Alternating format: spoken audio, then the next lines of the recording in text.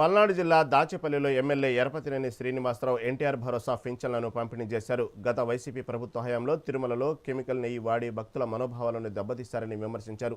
అసలు నెయ్యి వాడకుండానే వాడినట్లు చూపారని చెప్పారు. సుమారు 20 కోట్ల లడ్డూలు కల్తీ అయినట్లు సిట్ నివేదిక ఇచ్చిందని తెలిపారు. దాదాపు 60 లక్షల విలువైన నెయ్యి విషయంలో భారీ అవకతవకలు జరిగాయని ఆరోపించారు.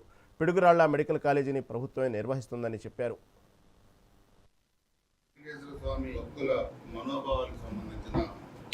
గతంలో వైసీపీ అధికారంలో ఉన్నప్పుడు 1924 మధ్య జరిగిన ఒక మహా అపచారం,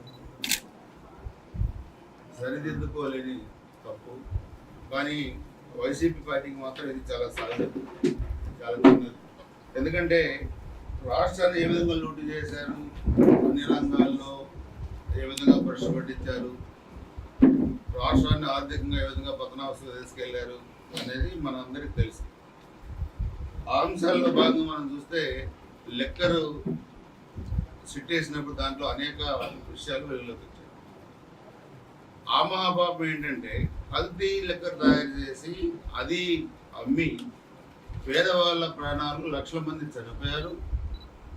అవయవాలు, కిడ్నీలు, లివర్లు, ప్యాంక్రాసిస్లు పక్షపాతం వచ్చి లక్షల మంది మంచాల్లో ఉన్నారు. నేనే చూశాను లాస్ట్ 5 years చాలా మంది.